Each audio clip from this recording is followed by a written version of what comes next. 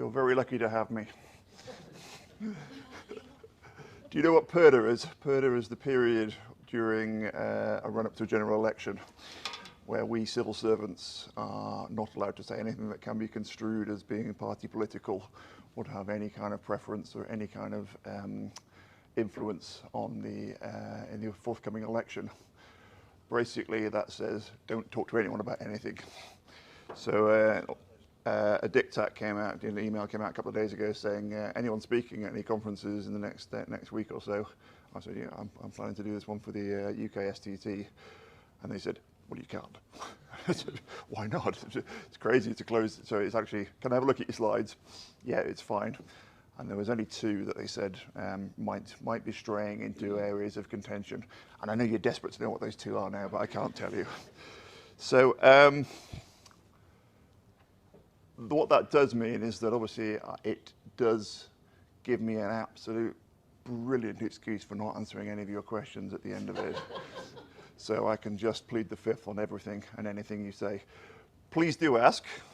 I will be honest, if I can answer, and if I can't, then please understand that during the election period, that's not something I'm able to do. And also, please excuse me when I'm looking into the sky, because I've obviously had to re-emphasize some of the things I wanted to say this morning on the basis of PERDA. This is the only slide that Joe and I are going to cross over on, although I was scribbling away and I really want to build on some of the points that she was saying. You can spot the problem, can't you? It's not, it's the thing that I'm going to, again, in this environment, struggle to say is the rationale and reasons as to why that graph might have been flat for 20 years. All of the arguments that you can think of have probably got some validity and some truth in them, whether that's through customer perception, regulation, industry, financing, funding, asset health, all of those things. There's a gem of truth in everything there. So what I want to do today is really give a little bit of the right back up the value curve of who, off, what are, what we do, really importantly what we don't do, and just to give an indication of what happens during a price review, our thought processes, where our thought processes are in terms of the current price review, and really how that impacts on the people around this room, suppliers and water companies. We spent a bit of time on this one. Privatisation, 1989, and then the formation of Ofwat by the 1991 Water Industries Act. Our role is to protect customers. We're an economic regulator, which is a way of regulating quasi-monopolies. So what our powers and our function is to ensure that the water companies provide an appropriate level of service and are appropriately funded to meet their statutory and their license obligations. So our powers are all around the water companies, not through into the supply chain. We don't tell companies what to do. We tell them what must be achieved, but we don't tell them how they must achieve that. We would expect companies to have the management systems in place and the expertise to be able to do that themselves. Despite my colleagues on the switchboard, every single day, no, sorry, that's a CCW. No, that's a matter for the civil courts. No, sorry, that's something you need to take up you need to get legal advice on. Because we are the customer protectors of the customer, the assumption is that we're the first point of call for the customer. And that's not the case at all. So you've got CCW, environmental regulators, and the civil courts as well, who can deal with sort of other issues there. I think the two things in the middle there, which are quite important, there are powers under the Competition Act. So our main powers are under the Water Industry Act 91, and then we've got some powers under the Competition Act, which are really around abuse of market dominance. So if anyone is acting in a sort of a cartel sort of way, that is things where we can do. And a really important one, which is a kind of it's a nudge towards the thinking of Ofwat, is our duties under the Water Act for 2014, which is now a duty to consider long-term resilience. And the resilience word is very, very prevalent in our thinking, and hopefully comes through in the price review. So what's a price review?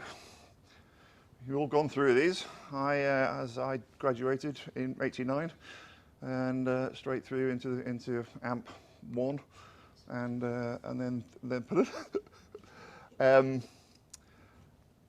A 5-yearly setting of price limits for each of the licensed companies. The Ofwat term is appointees, those that are appointed by the Secretary of State to deliver water services under the Water Act. And we set the amount of money that the companies can return, that can receive from their customers. And we do it on a 5-yearly period because that obviously gives it an element of stability, and also it gives the companies some, it gives us a periodic chance to go and look at how the industry has changed, how society has changed, what the needs are, what the drivers are, and how we can push that forward. In 2014, for AMP 6, we introduced things called performance commitments and outcome delivery incentives. Ofwat and economic regulation, they love it. They love an acronym. Same as engineering. So the performance commitments are us asking the companies to understand what their customers want. This is what would happen if you were in a non-monopoly, non-quasi-monopoly supplier system. So you get a choice when you go into the supermarket whether you buy a Pepsi or a Coke or a lemonade. That's a market in operation. You get a choice as to whether you buy a petrol or a diesel. That's a market in operation. There's a difference with the regional water companies. So we're asking those companies to really operate in a space where they understand their customers, and to report what is important to their customers through performance commitments. And leakage and per capita consumption is one of what we call the common performance commitments. I'll come on to common and bespoke performance commitments in a second. The second element of that is an outcome delivery incentive, and that's basically, let's go on to that one. In the price review, we have set a benchmark as to the level of performance that we would expect companies to deliver. And it's stretching, so that's not a 50th percentile, that's a 75th percentile, the stretching commitment. So it's upper quartile. So to stand still, all of the companies need to be upper quartile performance.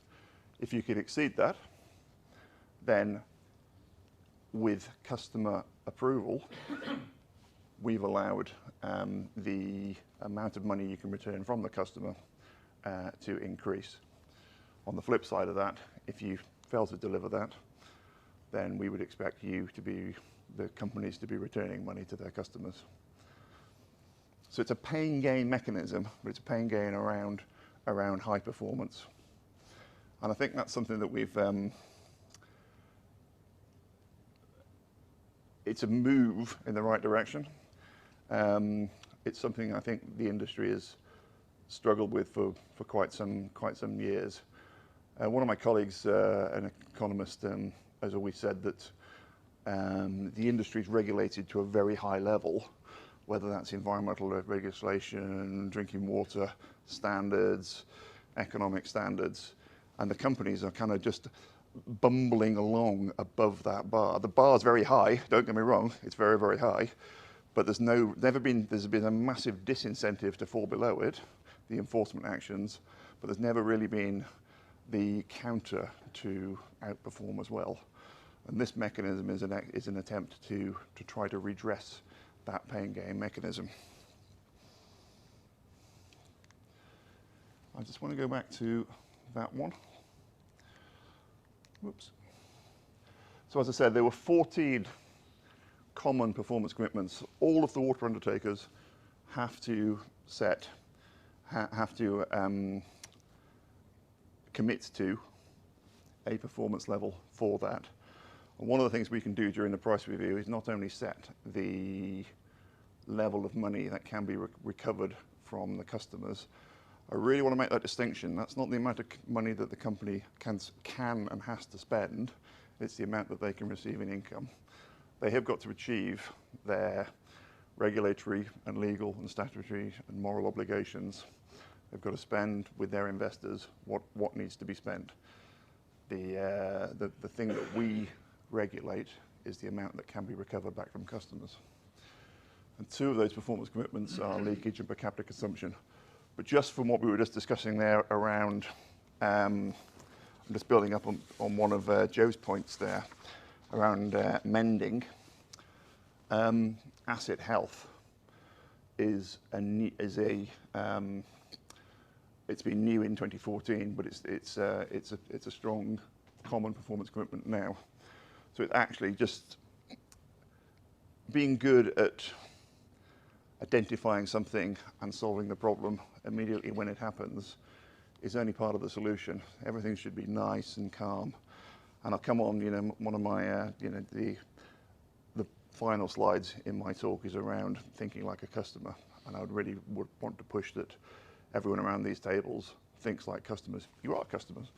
We're all customers. And the chances are what we want from our companies is what the customers of our service also want as well.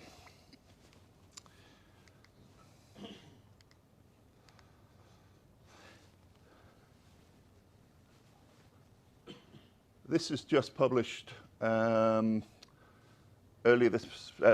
last month, earlier in October, and it is a really interesting read. If you haven't already read it, please do. It's very cleverly written to not tell you how to do it, but it's to set some of the hairs running, to make you think. It's very, very, very, very. You'll probably have to read it twice or three times to go, that was just, what did that mean? But on the second or third reading, you go, no, I get it. So it's all around that longer term thinking, systems thinking, customer thinking, joined up, collaborative working, long-term objectives, doing the right thing. And I really would commend you to have a quick read of that. And it's really setting the long-term objectives and thinking win-win. And this word collaboration comes across enormously. And again, that's something that during Purdo I probably have to say less than I would want to say about that. In terms of the collaboration competition model, that's just it's just not something I can really discuss today, and certainly the privatisation through versus nationalisation debate is absolutely something I cannot discuss at all today.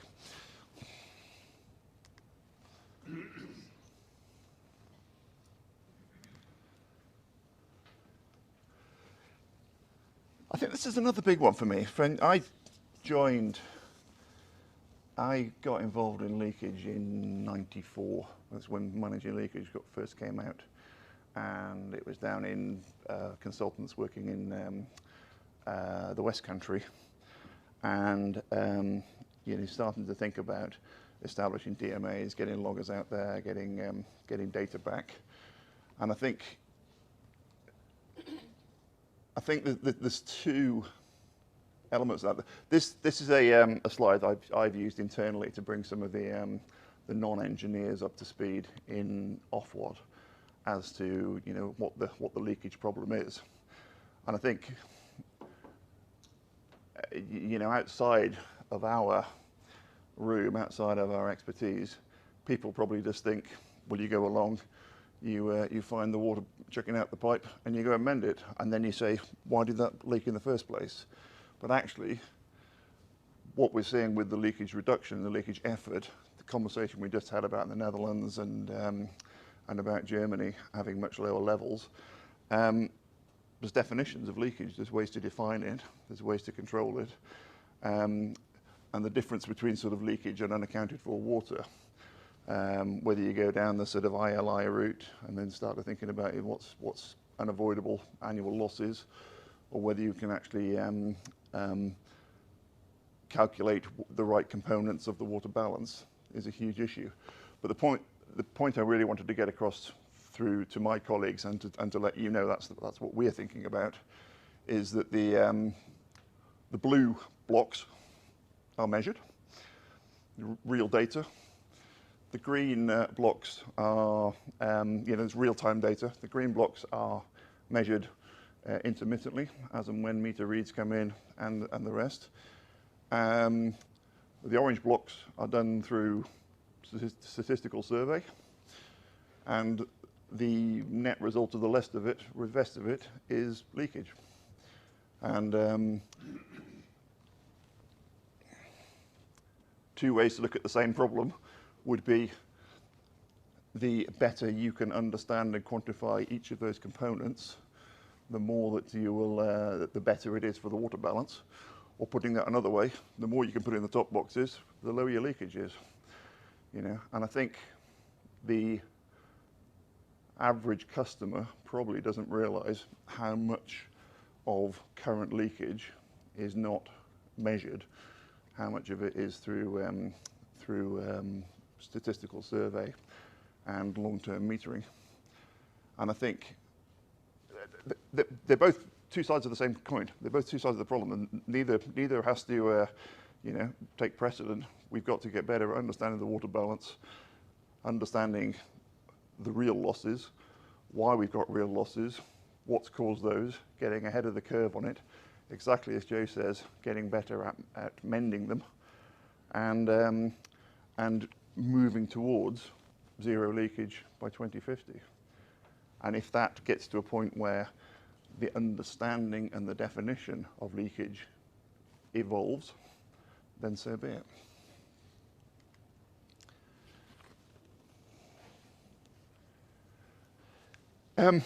I work with RAPID. Anyone heard of RAPID? No, okay. It stands for the Regulatory Alliance for the Promotion of Infrastructure Development. Sounds like a force-fitted acronym to me. The gist of it is a joint venture between the Environment Agency, Ofwat, and the Drinking Water Inspectorate to say, why is the UK not solving long-term water resource problems? Why are we predicting there to be deficits in 2065? And that's not just engineering problems. The regulatory framework might be wrong, the incentives might be wrong, the investment cycles might be wrong, the relationship between sort of statute law and contract law might be wrong, the thinking might be wrong in terms of the investor's approach to risk. So there's all of those aspects are being looked at now through the RAPID unit. So obviously that we're looking at new resources, new trades, new transfers, but also why are they not happening? What are the blockers? And it's a 5-year program, 1 year funded to date, and there is a pot of money that each of the companies can put into. There's a gated process for promotion of schemes taken outside of the the price review periods. So and it's a step towards, those who work for the water companies in the room will know that there's probably a different relationship with each of the regulators in different places, and there's regional good practice and places to improve. And one of the things about Rapid is to try and get that into a far more collaborative space. I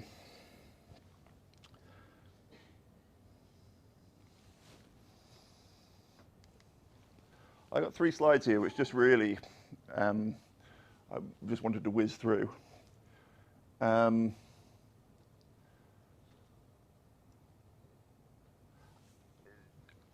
It's going to happen. Population growth is going to happen. Climate change is going to happen, and supply-demand deficit is going to happen. You know, we know where the problems are, and if you haven't, again, that's the Acquia research into the long-term water resources planning framework, published in 2017, I think.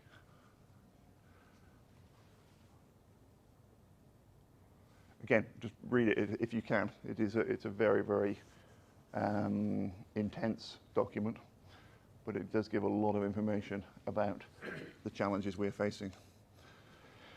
And as we move in towards this area of population growth, climate change, maybe longer, hotter, drier summers, and maybe even longer, drier decades, you know, as we move into much longer planning cycles. There's 2 components to that supply-demand balance, supply and demand.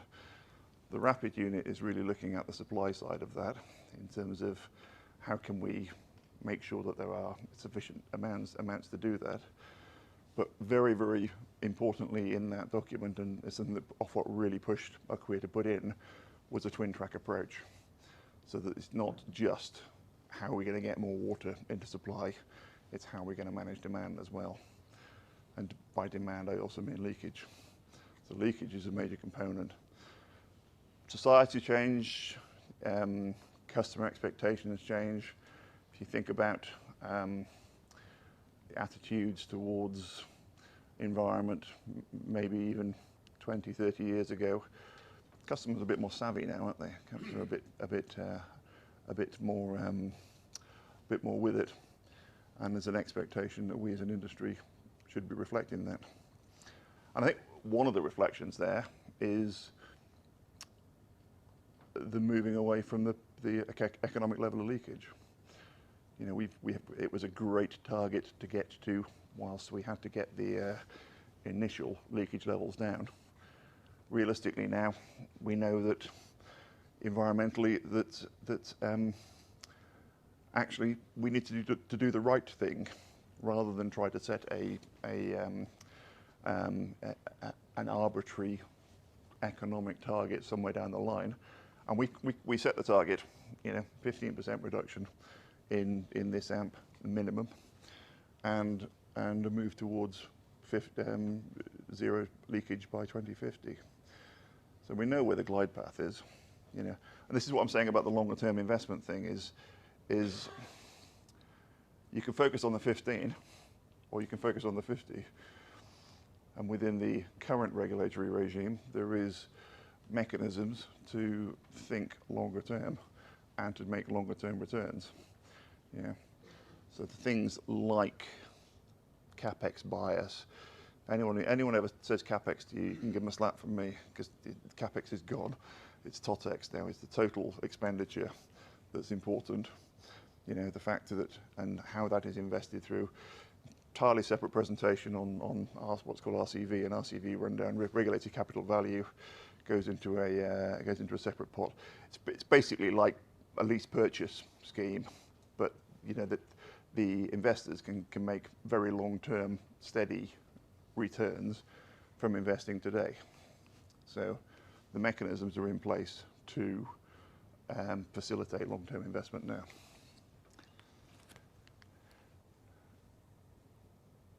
I heard a statistic from the Environment Agency this week, or last week. If you extended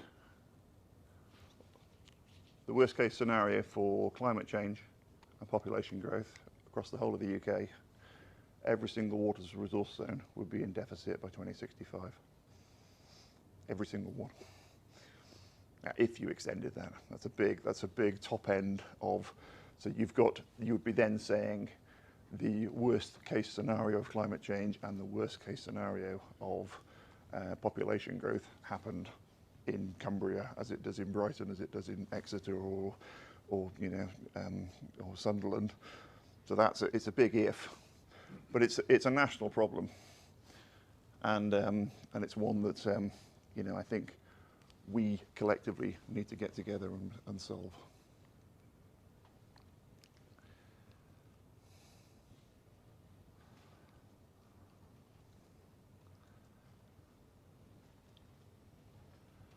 And I think the reason I put that slide up was basically to say, well, we can't solve supply-demand balance by just providing more supply. It is a real measure of the twin track approach. So if you look at the components of the supply-demand deficit, it is very balanced.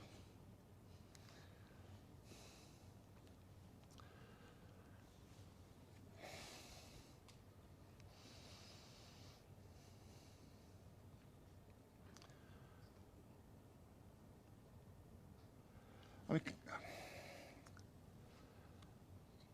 I'll give an anecdote. I'm currently enrolled on a circular economy masterclass being run by SciWem, and they had a case study of a large food manufacturer who said their attempts to move to a circular economy. Circular economy is cradle to cradle, so if you're going to put your yogurt in a plastic pot, you're working out what's going to happen with that plastic pot at the end of life. Preferably, it would go on to become used as a plant pot or something else. It has a second life rather than just being recycled. And this particular food manufacturer, I said, they'd made great strides in towards circular economy within their supply chain. And I said, well, yeah, okay, fantastic. So what you're doing is brilliant. How is that translated and related into the other large multinational food suppliers? And your man laughed. He said, oh, we spoke to them and they said they can't learn anything from us. It was just like you're not going to get it, unless you're collaborating at the top level, unless there is a meeting of minds at top level, then it's never going to get there. The collaboration can happen at this level, but ultimately, if a good technique works in one region, what I would want as a regulator is for that good technique to be translated across the whole of the UK. Commercially, absolutely fine. I'm not saying do it for free, but if there's pockets of excellence, let's make sure they're being shared. Let's make sure that they're being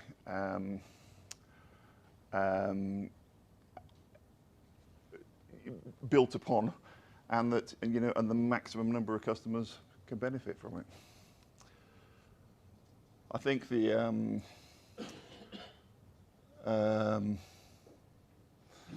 other thing I just really want to say there is around putting that customer at the heart of everything we do, which would be my mantra from this talk, is think what you'd want. What do you want from your water company, from your supplier, from your supply chain?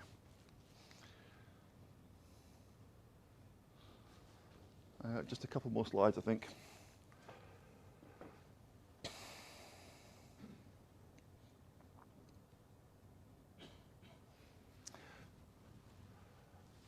In simple terms, I don't think innovation is necessarily just technology. It can be, but it's not just technology. Innovation is in learning from other sectors, learning from other countries, and thinking differently, and being allowed to think differently, to have that sort of free electron, that free space to do that, and to be efficient in the thinking. The number of times I've spoken or attended at conferences and people have said, I can't get that data from with my own organization. And as a regulator, you say, well, I'm managing your chief exec and your executive company, and you're being funded to be efficient. And if you're telling me, the regulator, that your company's inefficient, why the hell can you not tell that internally? Why can't you break down that inefficiency in your organization? And to try and get that thinking like a customer from some companies are really good at it, for getting that golden thread all the way through from the chief exec down to the operatives, and some are elsewhere on the journey, shall we say. So my last slide is really just building on what I've just said there. Think like a customer. Think like a, what relationship do you want with your water company?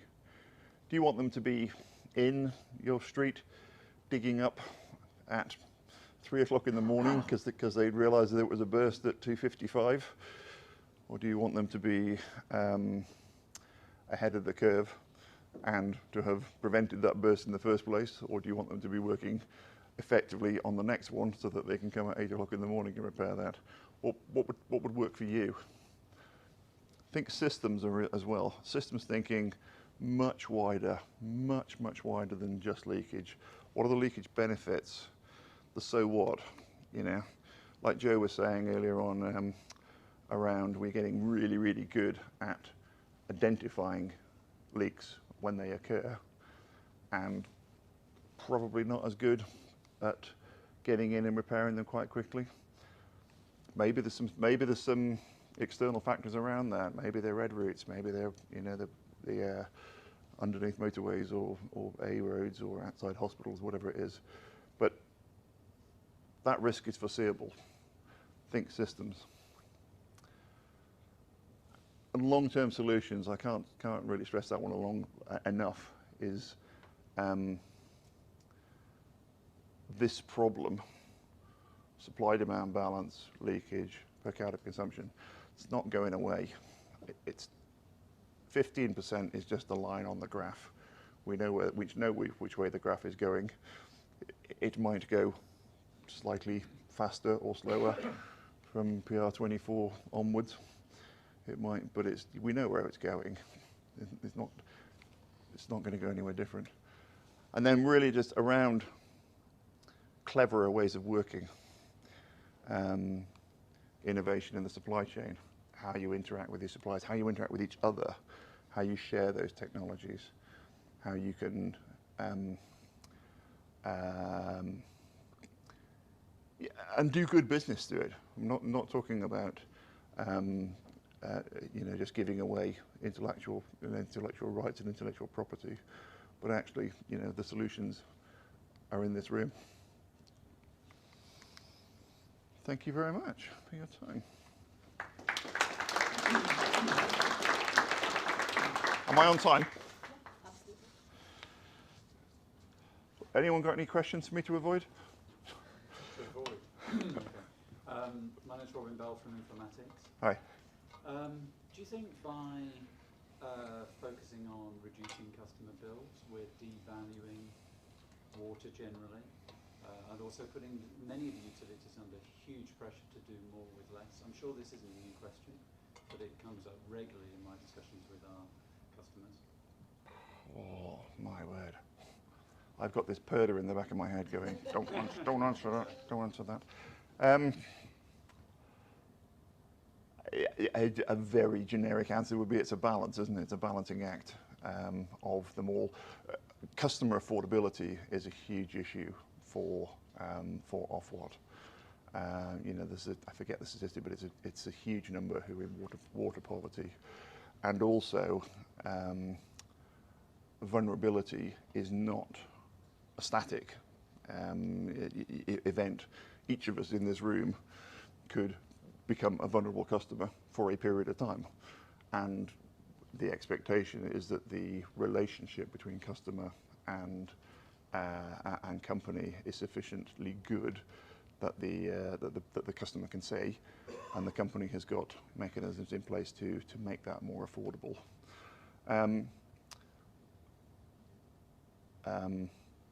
Yeah, Perda just stopped me saying that one. I apologise, but yeah, hopefully that gives you some kind of answer.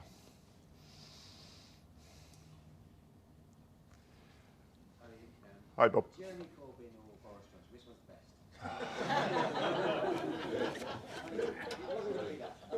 was wondering a bit about, and it may be that I should know this, and it's often the case, and I don't.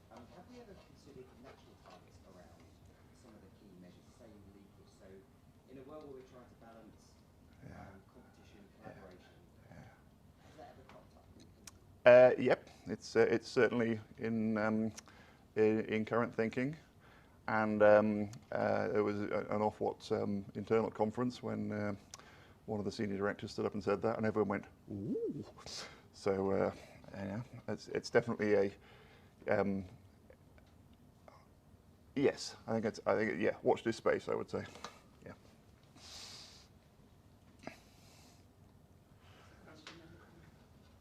It's an observation because I know you can't comment, but just that it's very difficult. It's going to be very difficult to make people make long-term investments, as you suggest, if possible, if you have the potential in the future of nationalisation. I don't know how you go about ensuring that the framework is correct for those competing positions. As I say, I don't expect you to comment. Yeah, I don't think I can. I don't think I could say anything on that in the probably post-Perda, but I can't say anything on that. But yeah. But you can see it must be it's going to be a huge challenge. I mean, I think there are mechanisms both ways that can be used, but yeah, it's not an area I can really get into today. Perhaps help, actually, from just in so much as, because given answer you perhaps couldn't give, so our chief engineer is 710, and I can honestly say the debate about nationalisation or not hasn't made one jot of difference about our decision making around investment for us. But it might be for your best future. Yeah, which in turn, if that were the case, would put pressure through our exec, which would change it. All I'm saying is, in our exec rooms, make a decision. It hasn't. Who knows what might happen? But it hasn't made one bit of difference yet. Absolutely. Are you thinking long term enough? So is that the fact that maybe that your timescales are shorter and that they're shorter than perhaps you could wait? Well, I think that's always the debate, isn't it? Are we investing over we'd like to think we've got the balance, the right balance in the long term, but there's always a debate about is there enough long-term investment. I think that's that balance now that we're talking. I suppose I just wanted to get into the room that if folks are thinking of it right now, people are thinking of it's not. I just wanted to get that out there. Yeah, thank you, Bob. Good. Right. Oh, another one. It's Stuart Troll. You said something along the lines that the more we can account for water, the lower the level of leakage. And you had a slide that showed the components of distribution input. That's the space that I'm working in at the moment, and we're finding that a lot of what is reported as leakage isn't leakage. Yeah. But then when we take that evidence to the water company and to their assurance providers, they say, oh no, that's not acceptable, that's not real leakage that you reduced there. So is there a lack of consistency between the assessors working for the different companies since the jury return was stopped in 2011? Cool. There's a question. I think the recently published consistent reporting guidelines are a step in the right direction. I was kind of on that working group. It came to it quite late actually, and it's quite surprising. I think the customer, would be quite surprised that we as an industry have differences of opinion as to how we define leakage. You know, so I think there is a difference between leakage and unaccounted for water, my personal view, and you know, that is a journey, and in some ways we've made a rod for our own backs by putting unaccounted for water and leakage in the same basket, so that when people like yourself find things, it is seen as accounting magic, you know, and you know, and that we need to get over that. You know, I'm not sure I've got the answer in one question, you know, standing here today, but yeah, I acknowledge what you're saying. Great, thank you very much.